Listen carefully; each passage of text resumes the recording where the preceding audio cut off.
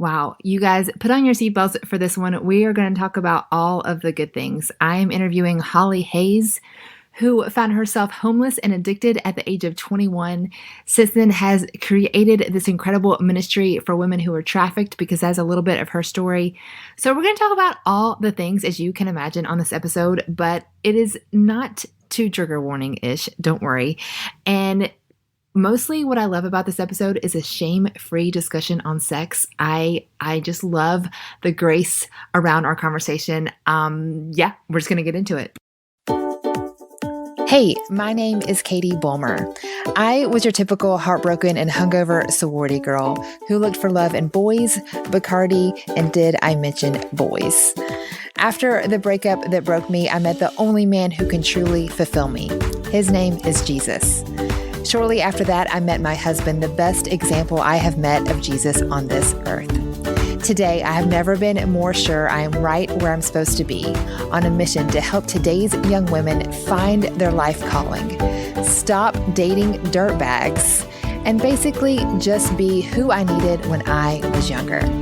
I've been called a big sis, an adopted mom, or my favorite title, a cool aunt.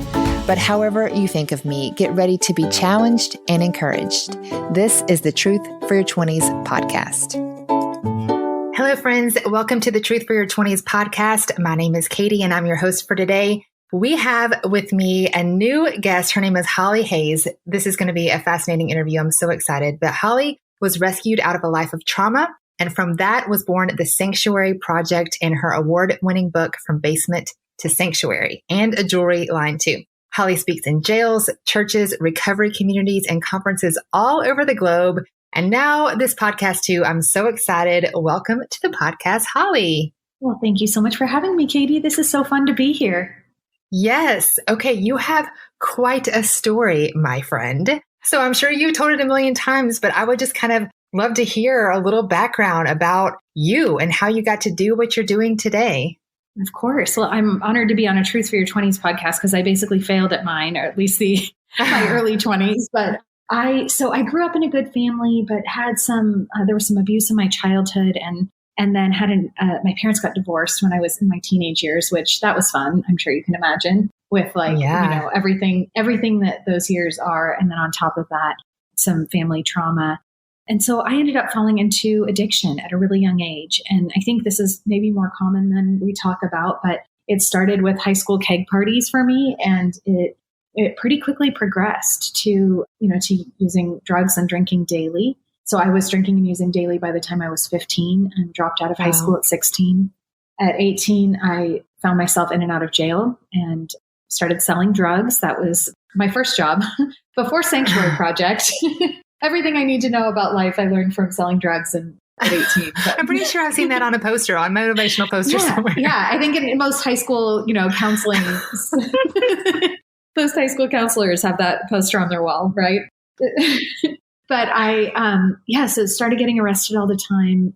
Really found myself. And you're how old at this point? At this point, I was 18. So young teenager, and started getting into abusive relationships. That was really what I was most comfortable in, because them treating me the way that I felt about myself really matched what was going on internally for me. And then at 19, I met my trafficker, and that relationship started off as, what I thought was love. And, he was the most charismatic figure I'd ever met. And then the relationship quickly became abusive and then became exploitive.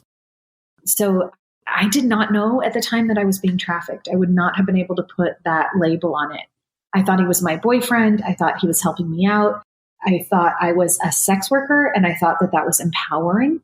And those are all the sort of defense mechanisms and coping mechanisms I had at that time. And so it wasn't until many years later that I learned the definition of trafficking is committing a commercial sex act through force, fraud, or coercion. And all three of those things were going on in that relationship, but I wouldn't have been able to articulate that at the time.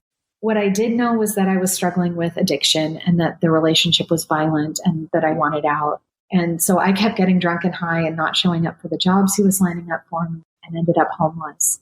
And so at the age of 21, I was homeless and addicted and completely lost and just broken in every way. Had failed at being trafficked, which is pretty much the lowest you can go in society. But But I said my first prayer on the floor of a public bathroom. I just said, God, help me. And that night I ended up meeting someone who got me into a recovery program. So I've been sober since that day. I got sober at the age of 21. And really, that was the beginning of this whole new life that I get to live today, and a life of impact, a life of mentoring other girls and working with other women out of really similar stories. Wow. So I think this is so powerful because I know a lot of times we think of trafficking as like out in another city and another family, yeah, like it's over there problem, right? You're right. But it is not very much over there. It is very much right here. So I'd love for you to unpack that a little bit. And like, how did you grow up and stuff like that?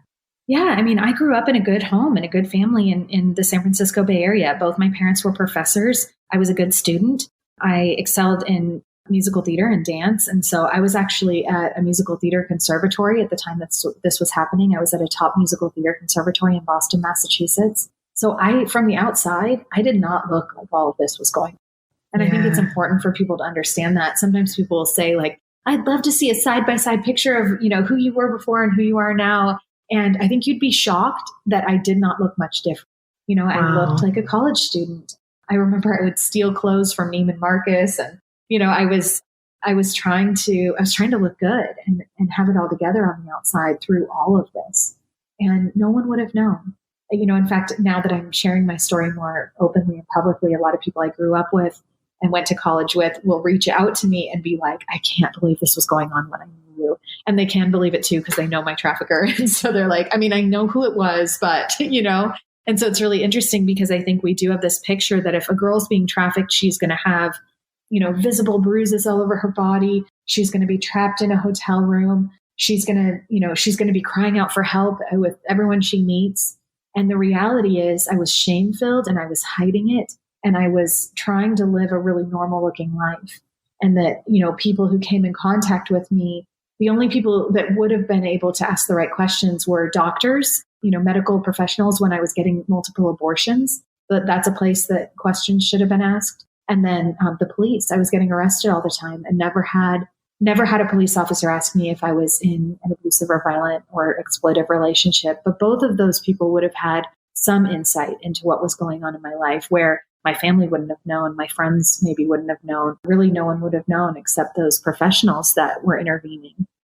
Wow. I have so many questions. So do you think that your parents had any idea? Were you still you weren't living at home at this time, is that right? No, I wasn't. My parents had done kind of the tough love thing, which I really respect them for. It's one of the hardest things a parent can do, and something I encourage parents to do if they have a child that's struggling with addiction. They had cut me off, and I'm so glad they did, because it enabled me to hit bottom at a younger age. And so they were still around somewhat in my life, but they were still in California and I was in Boston, Massachusetts. I was lying to them a lot. I remember my dad got this call from someone that I was in school with who was very concerned about me and was like, hey, she's on drugs. I was subletting an apartment that his name was on the lease of, and I stopped paying rent and got evicted, which is how I ended up living with my trafficker. And he had reached out to my dad and was like, hey, she's a mess. Like she's really hurt me. She got me evicted. And my dad was like, I got the craziest phone call from someone who was making up all kinds of lies about you. And I was like, oh, wow, sounds crazy. Yeah, lots of lies. When really everything he was saying was true and spot on. And he was trying to actually get my parents to intervene and help but they were so blinded. And I think as a parent, it's really easy to be blinded. You just wouldn't expect that your little girl would be going through all of that, right? No parent would want to think that. Yeah. And I think that speaks volumes when you talk about people assume they're going to see this, kid with eyeliner rubbing down her face and like cracked out and like, but you're like, no, I looked the part of the quote, well together girl. And meanwhile, my eyeliner was in place. Yeah. Yeah. Wow. Okay. So talk to me about, the bathroom floor, and you hit this, like, obviously I'm sure this was a gradual rock bottom and, you don't get there in a day, but coming to that moment and then the recovery and all of that. Yeah. A lot of times when I tell my story, I'm like, so there was this bathroom floor and I cried out to God and then I got sober and then now, and then I lived happily ever after. But I think that's not my truth. That's not the whole story. And so because this is a Truth for Your 20s podcast, I think to dive into what my 20s looked like as someone new in recovery, it was, now I'm 20 years out, I'm 41 right now. So that gives some context of, how long that recovery journey took, because I feel like I'm finally healed and living my best life now. But my 20s were a mess, Katie. Oh my gosh. Like there's this old adage that says, what do you get when you take a drunken horse thief and you get him sober? And the answer is a horse thief, because everything about my character was still living in this, in this addiction and in this lifestyle that I'd grown accustomed to. So I was still stealing clothes. I was still manipulating. I was still using sex to try to like fill some hole in my identity or sense of self-worth. I mean, I ended up in AA in the 12-step recovery community, and I swear I slept with every single person in that like young group, young people's meeting community. I just was acting out in every single other way. And so despite the fact that the addiction was kind of miraculously removed from me and I did get away from my trafficker, I was still, that same kind of broken girl with all kinds of childhood trauma. And now all the trauma I'd heaped on that from years of getting arrested and being a sex worker and all of these additional traumas that I'd heaped on it. And I didn't even know where to begin to find healing. I did start counseling early on in that journey. And I remember my counselor who did a lot of behavior modification, sort of asking me to cast this vision for the woman I would want to be at some point in my life. What did she dress like? What did she look like? What did she act like? How did she behave in the world? What kind of friendships did she have? What kind of relationships did she have? And that was the beginning for me, was like kind of casting a vision of like, I know I'm not who I want to be, but where do I want to go? Who do I want to be? When I get to the end of my 20s, when I turn 30, when I turn 40, who do I want to be? What do I want my life to look like?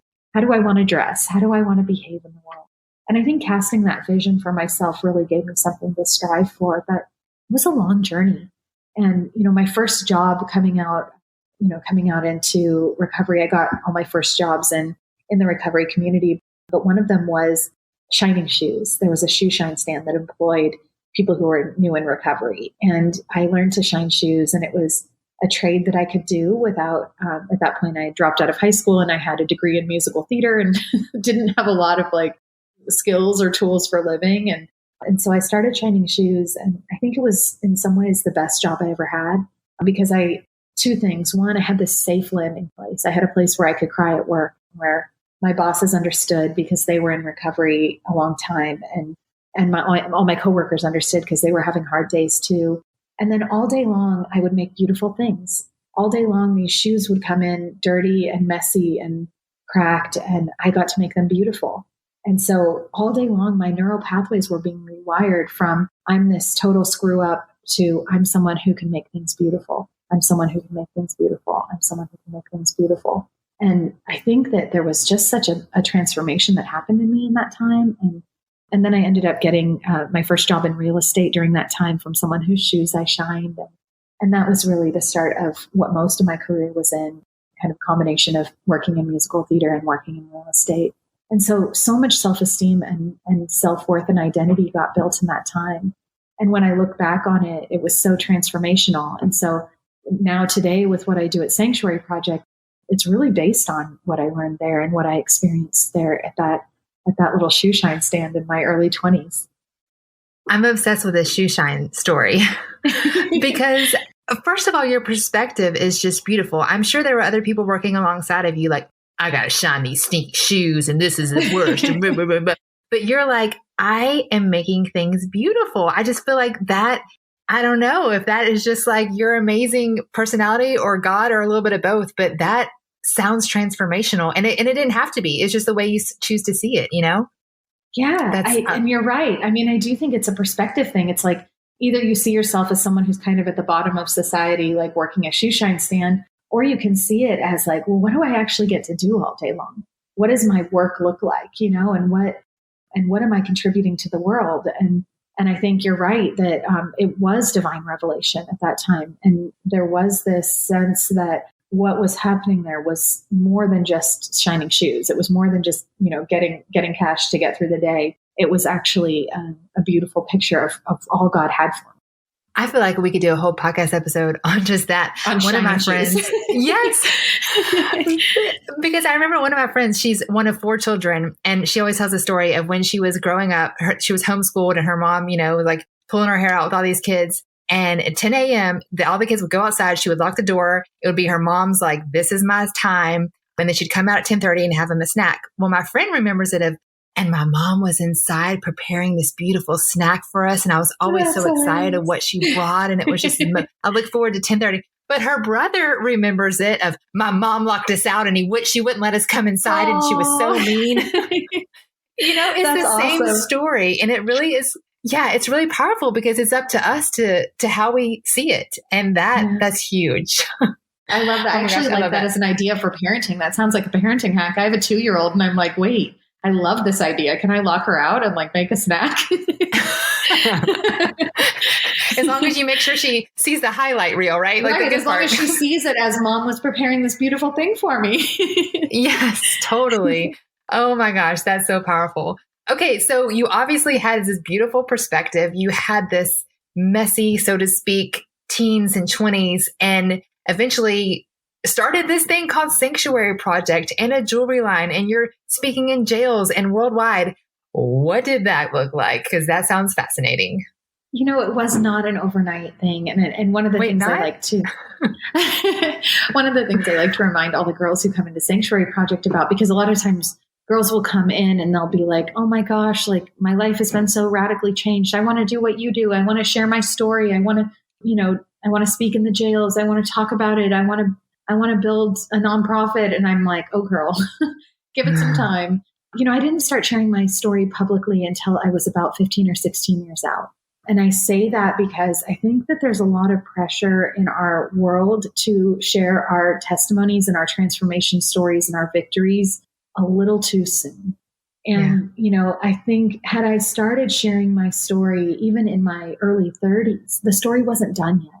And not that it's done today, but in most areas there, I've seen the redemption, I've seen the completion, and I've seen the healing, the transformation. And that wasn't true 5 years after I came out. That wasn't true 10 years even after I came out. It started to become true in kind of years 12 through 13, but those were the years that I really spent prepping to start sharing it publicly.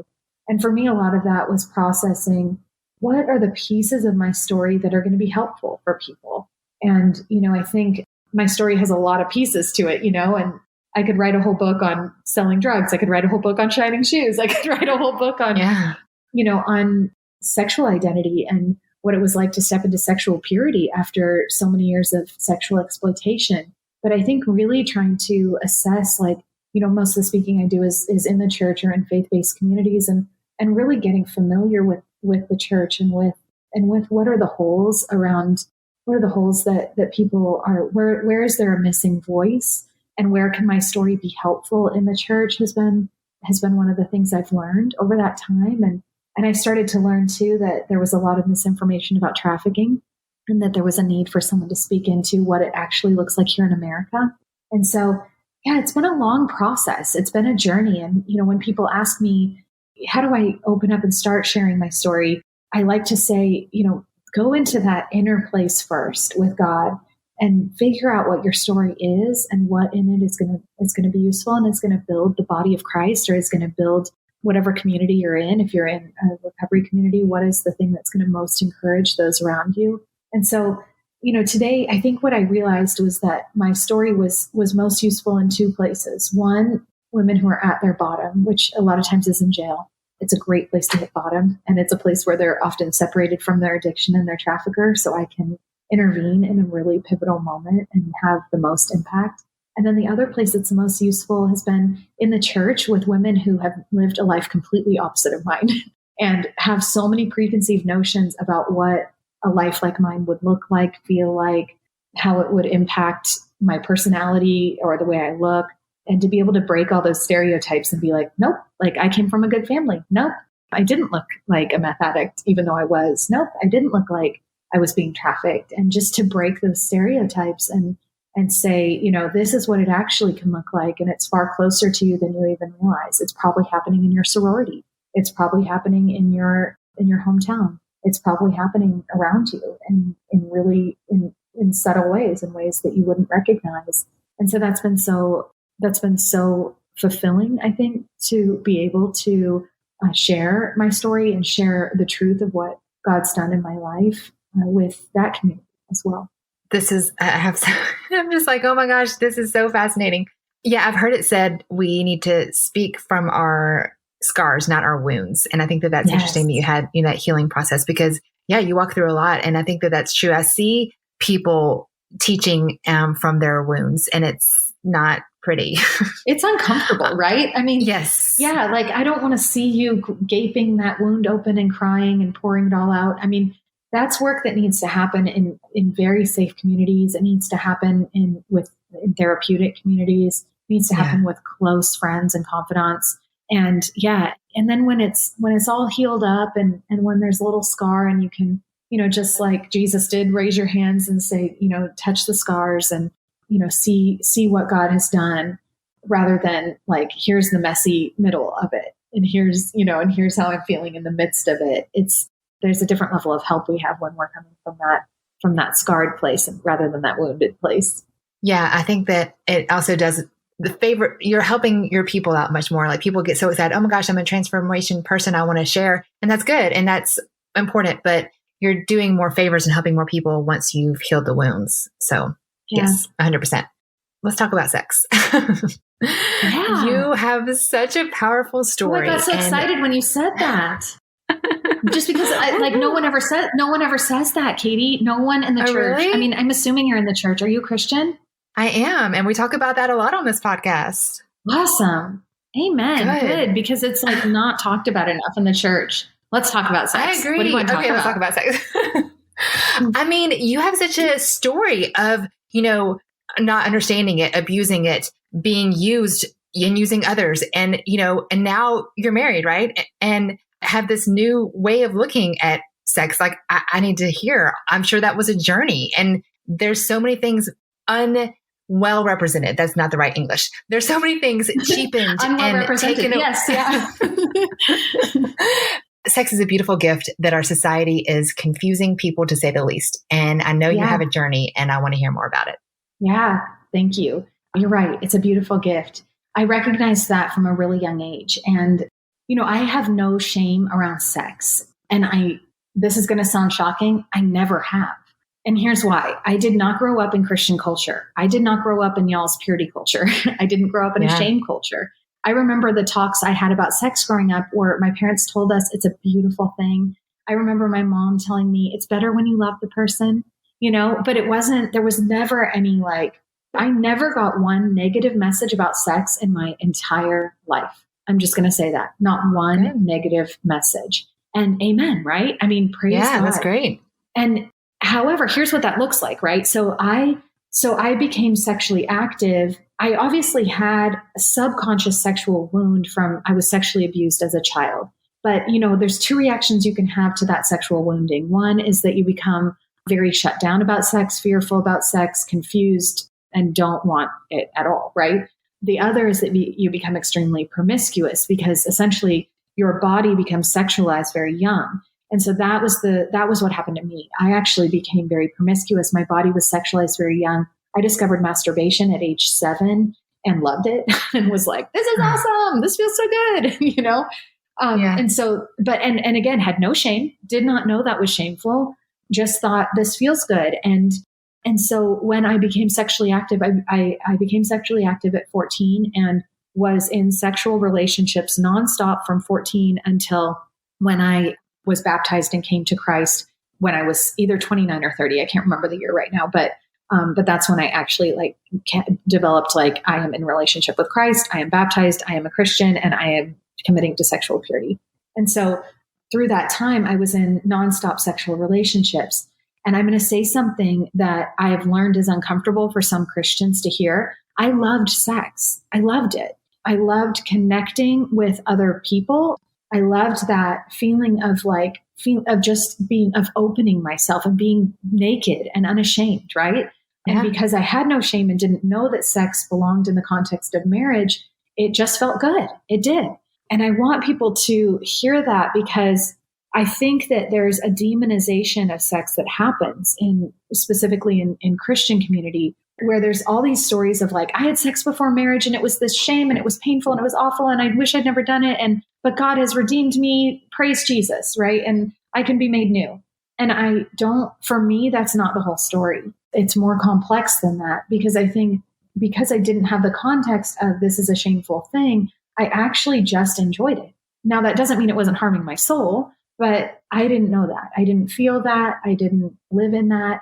What did happen was that I made it my identity, that it became an idol for me. And then, as that became more and more of an idol, it did lead to dangerous and dark places. And so in one breath, I know I'm saying, I hate that the church demonizes sex, but I am also going to say that I think the enemy does use sex to make his world very appealing, right? And he never comes in he never comes in with like horns and it's like, oh, this is terrible, but I want it. Like, no, it actually feels good. And therefore I want it. And then I make it the ultimate good. And that's when it starts to lead to destruction and death. And so for me, that promiscuity, like that sexual connection, felt fun for a long time. And then it was fun, but there were consequences. And I was getting pregnant and having to have abortions. And I was getting into abusive relationships and not understanding why I was staying. But really my sexual relationship with them was making me feel like we were very committed to each other and I needed to be committed and stay, even though he was dangerous. And then it, ultimately led to the highest form of evil and exploitation, because I had spent so much of my life being promiscuous that when it was presented to me that this man could sell me and say, it basically what happened was when he told me that I could be sold and that men would pay for me, he was actually saying your sexuality has value. And that was a new message for me, because I'd given it away and it had no value. And all of a sudden this man came in and said, you have value, and men would pay for your sexuality, and men would really find you very valuable. So it kind of hit this thing in me that really felt true of like, my sexuality has value. And so, to then have that value perverted to the highest degree, it did become quite evil in my life. And it did become very destructive in my life. And so this ultimately very good thing, when taken by the enemy and used out of context, does become evil. But that doesn't make sex bad, right? Right. Sex is designed to be beautiful, and it is good. It is inherently good. And so I say all of that to say, I deeply desire that women in the church, that men in the church would see sex as good. And I did step into a season of sexual purity. So I spent too many years, 7 years in sexual purity and abstinence and waiting for marriage to have sex. And what happened in that time, there's a lot of kind of like jabs coming out on purity culture, and like, and that it's, because it's so linked to shame, right? And it's so linked to, you have to do this because your identity is linked to it, and you've lost your value if you have sex outside of marriage. And those weren't the messages I went into it with. For me, I really went into it with this desire for healing and a desire to actually take the power back and feel truly empowered in my sexuality. And for me, that meant I get to choose when I give myself to someone. And I'm so valuable that a man doesn't have to just pay for me. He has to buy me a ring, and he has to stand in front of the altar and commit to a lifetime with me in order to get this, I mean, that was like, for me, it was the ultimate empowering act. And so to have had my sexuality exploited, to step into that level of empowerment, was so beautiful and felt so radical and felt so healing. And I still see it that way today. And I want other women who are single to see it that way. This is the most empowering thing you can do in a world that says your sexuality is your value, to say, yeah, it is. Yep. And I am so valuable that a man has to buy me a big old diamond ring, get down on one knee, ask my dad for permission, walk down the aisle, stand in front of God and everyone, and commit to love me for the rest of my life before they're going to get that from me, because that's how valuable it is. And what an empowering thing, right? Like when the world says it's empowering to sleep around, we're saying actually it's empowering to like get it all committed before you do that. Yes. Hey, did you know I offer online mentoring? My most popular option is booking a one-time 30-minute chat. I call it Ask Me Anything. And if you want to continue from there, I also offer a month of mentoring. I have found a lot of girls also prefer the pre-recorded option. So I have two options there. I have a mini course, a short, easy to digest called Make a Dating Plan. This dives deeper into something I talk about very often about making a plan, dating with intention. And then I have a more in-depth course walking you through heartbreak, how to heal from that, and then how to get relationship healthy. Go give me a follow on Instagram at Katie Bulmer Life, and you'll find all the info you need at the link in profile for online mentoring. That's Katie Bulmer Life on Instagram and online mentoring at the link in profile. I don't know if you're like me, but it seems like skincare is either super expensive or it just doesn't work. But I recently discovered Good Molecules. It's skincare that's not expensive and it's not complicated. It's good for you. It has like all natural ingredients. It's good for the planet and good for your wallet. And it actually does what it's supposed to do. I've definitely noticed a difference in my skin while using it. Click on the link under this episode and notice a difference in your skin as well with Good Molecules. Love everything you said to the 10th degree. We're the same age. I didn't grow up in purity culture either. I just didn't grow up in church. So I do recognize that has been confusing, at least damaging, But yes, sex is good. Let's remember that it's good because the church isn't talking about that, or at least not enough. And everything you just said needs to be on a billboard. It'd be a very big billboard, but it's so good.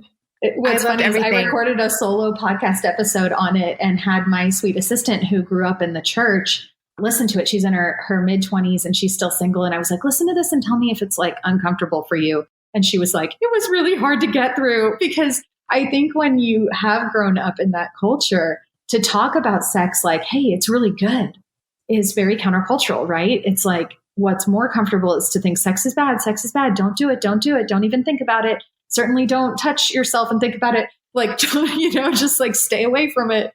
Run until you're married and your wedding night, and then hit go and be sexy and wonderful and amazing. Which, how's that going, church? Exactly. Yeah. I heard someone say that instead of calling it a purity ring, call it a value ring, because you always have value. That.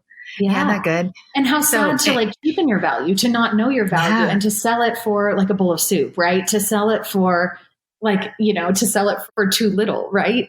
Right. And that's like, and I love that, a value ring. That is such a beautiful picture, because to teach them that they have that ultimate value, that's empowering instead of shameful. Yes. Oh my gosh. Okay. So you walk through this confusion of sex, to say the least, this confusion of your worth, your body, how it's used, and now teach other women who have been through similar things. I want you to talk to me about like owning your femininity. Yeah. Wow. I'm killing articulation today. After it has been exploited, what does that look like? One of my favorite things about Sanctuary Project is that when the women come in, almost 100% of the time, they say, well, I'm not really a girly girl. I'm not really into jewelry. I'm really more of like a tomboy. And then slowly, after they've been working for us for a little while, they'll be like, well, I do like this one necklace. I guess those earrings are kind of pretty. And I'll watch them like buy their first piece of Sanctuary Project and start wearing it to work. And then they'll buy their second piece. And then they'll start dressing a little more feminine. And then they're starting to wear makeup and do their hair. And I say all of that to say, because we have been exploited, we've gotten this message that our sexuality is not safe and that us being feminine is not safe. And as trauma survivors, we tend to shut down our sexuality and we shut down our femininity because we're afraid. We're afraid of men looking at us and seeing an object. And I think this happens in the church too, by the way. I couldn't believe when I came into the church how many t-shirts and yoga pants I saw. I was like, why are girls not dressing like girls? Like, why are you afraid of your femininity? But I think it's that when we're afraid of our femininity, when we've experienced trauma, when we've experienced shame, the easier thing to do is to turn off that thing that is female, to turn off that woman, right? To not be girly and pretty and feminine in those ways, because it feels unsafe. And one of the highest compliments I see to the work we're doing working is when these women feel safe enough to be feminine again. I really believe that God made us male and female, feminine and masculine. And I know that's controversial in this world right now. And I don't say that to shame anyone who might be not feeling like their gender or, whatever is going on. But I do feel like our gender is this beautiful invitation to softness. It's an invitation to lightness and nurturing. And when it's been exploited, we shut it off. And we try to be hard, and we try to be strong, and we try to be masculine. I remember desperately wishing I was a boy because I thought boys weren't afraid. And that feeling carries into even our adult life sometimes. And so part of my journey was like allowing myself to be feminine again, allowing myself to be the girly girl I was before anyone took that from me. And so what I love about what we do with jewelry is that we're inviting women into that, because all day long they're making beautiful things, and they're surrounded by, our branding is all blush and light and feminine and soft, and our jewelry is dainty and feminine, elegant and floral, and and all these things that they're uncomfortable with in the beginning, but then slowly start to relax into. And I can't even tell you, like, if I was to show you like before and after pictures of like women's first days at Sanctuary Project and like last day at Sanctuary Project, it's like night and day in terms of even just how they present themselves. And I think some of that change starts to happen from the outside in too, where they start wearing beautiful things and they start feeling like a beautiful thing. And they start feeling their value as they're wearing valuable pieces of jewelry. And so it's such a sweet, sweet gift to see that happen for others the same way it happened for me. This is so cool. I wonder if you could talk about maybe how you can tell warning signs. Like you said, you didn't look the part. And as you're helping other women, and I'm sure there's all kinds of different women and style, and like, obviously we're all different humans, so that come into your ministry and what that looks like, but maybe how people could tell warning signs. And then also, we have a lot of young women listening, how they could tell warning signs that might be happening to them. You said you had no idea what you're walking into or being trafficked, but yeah, just warning signs that we can look out for. Yeah. To start with, if it might be happening to you, if you're a sex worker, I would question whether you are in complete control of this choice to be doing this and all of your funds. So if you're working in the sex industry, if you're currently an escort or a stripper or have a pimp or anything, ask yourself if you are in control of all of your funds, and if you could walk away today scot-free and no one would be upset about it. And if the answer to that is no, then feel free to reach out to me and we can process it together. In terms of warning signs for people from the outside, I think what people don't understand sometimes is that trafficking in and of itself is not a problem here in America. It's actually a symptom of other problems. And, in 100% of the cases I have worked with of trafficked girls, there were other things going on that led to their trafficking. And let me just kind of explain that a little bit. So I have worked with, in the sort of, probably hundreds of girls I've worked with over the last 20 years who've been trafficked.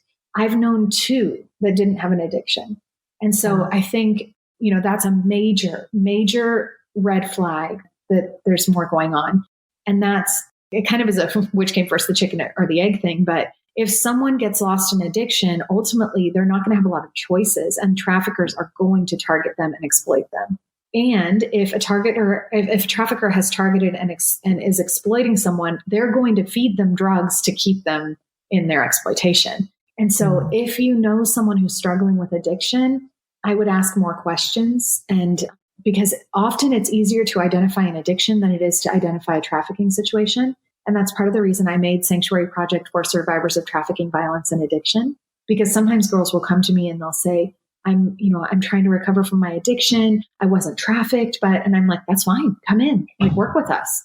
And then as we started to unpack and unravel their story, it's like, well, there's this boyfriend and I definitely have worked, he definitely has sold me, but that's not trafficking. And then we can start to have more conversations, right?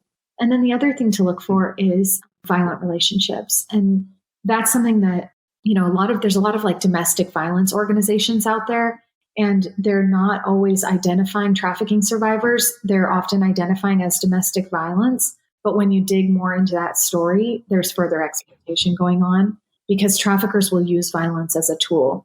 And so if there's someone who's identifying as being in a violent relationship, that's something to look at very, very closely as like, is this relationship also sexually exploitive? Because I have seen those two go hand in hand far more than anyone would ever realize. that typically when someone is violent in a relationship, they're using it as a form of manipulation to get the person to, perform something for money for them, or to just sort of beat them into compliance.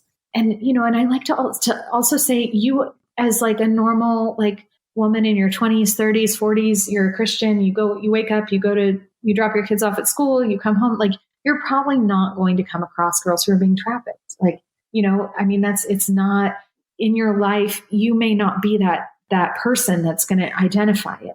You may come across them, but you may not be that person who's going to be able to identify it. Because like I said about my story, no one around me would have been able to identify it, but healthcare workers would have been, the police would have been. And so I'm a huge advocate of getting healthcare workers and local law enforcement educated on what trafficking looks like so that they can be asking the right questions. Workers at abortion clinics need to know what questions to ask.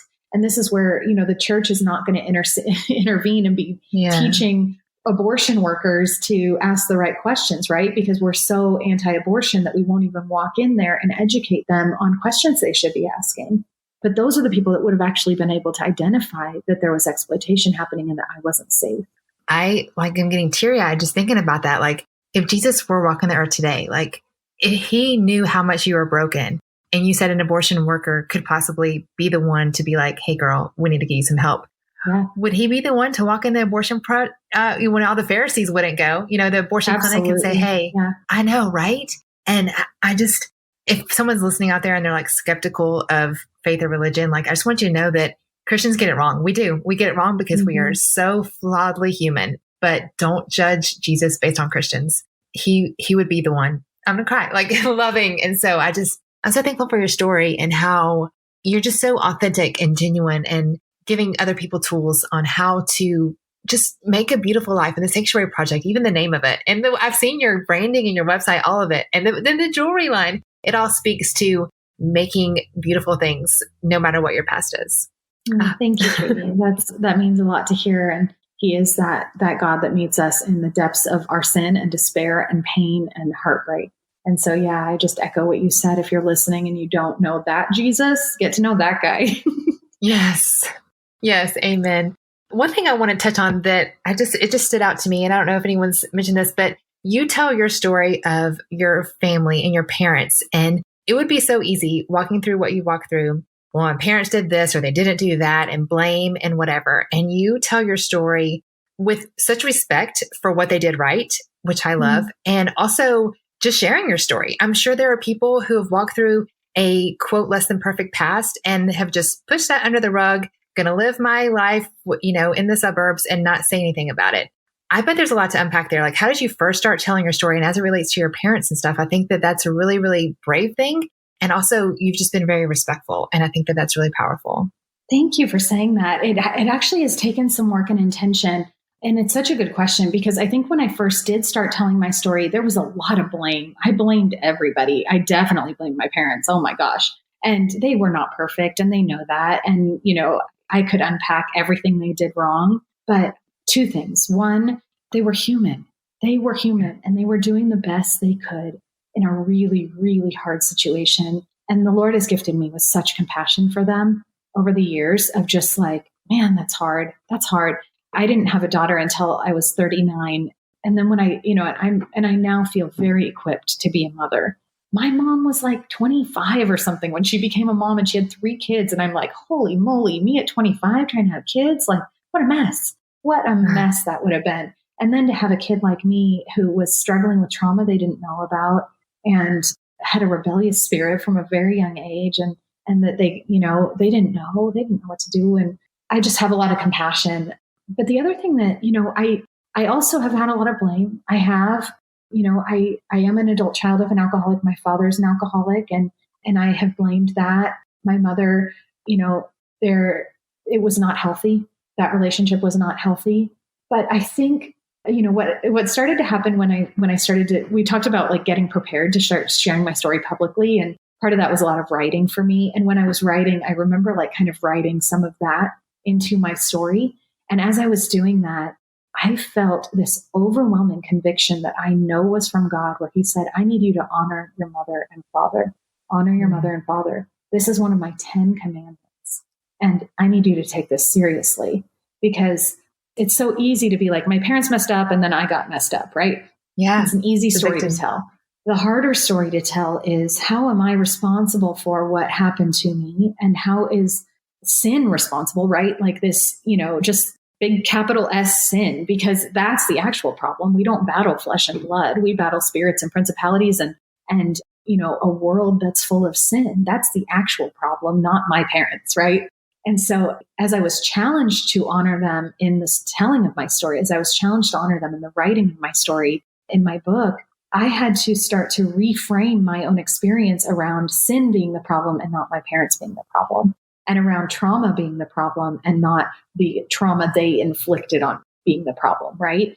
And when I did that, all different levels of forgiveness started to open up in me, because I realized that they weren't the problem, like I was going to be hurt by this world, whether they were perfect or not. I know some really good parents and their children have still ended up hurt by the world, because capital S sin and capital T trauma happens. And so I think it's a challenge that I would invite anyone into, really, of saying, yeah, you probably had bad parents. I bet your parents sucked. Most do, I bet I'll suck. I bet Katie sucks. We all suck at parenting. And we're going to mess up our kids in really individual ways. Like, I spoil the heck out of mine, and I definitely smother her with like all my love and affection and put all my hopes and dreams on her. That's going to mess her up. It's going to mess her up different than I was messed up. But I also just want to challenge anyone listening that in that challenge to honor your mother and father, which is this biblical commandment, there's an opportunity to look at the world differently, to look at them with compassion, to look at your own hurts differently, and actually take responsibility for them instead of staying a victim to them. I love that so much, because I remember being in a small group one time, and every single person, my parents this, my parents that. And it's back to kind of that, the story of the mom and the locking the kids out. Yeah. One kid saw this beautiful, wonderful mother with cute, creative snacks, and one person was like, my mama this, my mama that. So I'm just really proud of you. I think that that's the higher road. And I think that it was healing for you as well. Like you said, realizing and unpacking the good. And I just love that. I think it's so beautiful. There's good in that commandment. I think we forget that like God's commandments were given to us for our good. We tend to look at them as like, oh, these are just rules that we have to obey. And like, we're not legalistic. We don't live there anymore. Well, let's look at the original spirit of the law. Like, why did God reveal the law? He revealed it for our good. He says, thou shalt not kill for our own good, because it's going to harm our souls. He says, thou shalt not commit adultery for our own good, because it's going to harm our souls. Like, he says, honor your mother and father for our own good, because it harms our souls to hold on to resentments from the people who birthed us and brought us into this world and are ultimately our biggest stability network in this world. Whether they're good or bad or perfect or imperfect, they're our parents, and and they are going to be our greatest stability. So if we can live in forgiveness and live in honor despite their flaws, it's a gift to us, truly. Oh my gosh. I love this so much. I feel like I've been on a journey with that my own self recently. And I think that everything you're saying is so true and so relatable. And as you said, taking time in a few years to like, this was my wounds and now this is my scars. Your story is from such a healthy place. And I'm over here being your biggest fan, sister. Oh, you're so sweet. Well, same. I feel the same way about you and all you're doing and the ways you're helping to equip those who are coming up underneath us into this world. Well, tell everyone how they can get in touch with all of the awesomeness that you are bringing into the world. Yes. So you can find me at hollychristinehayes.com, and there you'll find links to my podcast, Finding Sanctuary. You'll find links to Sanctuary Project, and then you can also visit sanctuaryproject.com to shop our line, to learn about our mission, find ways to support, whether it's sponsoring a survivor or buying our jewelry, which, I mean, that's probably a good way to support our work, by wearing pretty things and then telling our story to everyone who gives you compliments on your pretty jewelry. Yes, you change the world by the dollars you spend. So supporting what you have going on over there would be an amazing way to help change the world. Absolutely. Well, I will link all of this in the show notes so you can easily just scroll up from this episode and click on what she has going on. But Holly, thank you so much for being here. I really just could not say more about how you answered every question so beautifully. And I'm just so thankful to share this episode with our listeners. Well, it's such an honor to be with you. Thank you for having me, Katie. I'm over here giving you a virtual hug because you just finished another episode of the Truth for Your 20s podcast. Would you help a sister out and take a screenshot right wherever you're listening and share it on your social? Give me a tag at Katie Bulmer Life so I can give you a big thank you. You sharing it, you leaving your reviews on iTunes is the best possible compliment you can give. Hey, let's continue to hang out. We have a private community called Truth for Your 20s over on Facebook. So just go to groups, search Truth for Your 20s, and come join the party.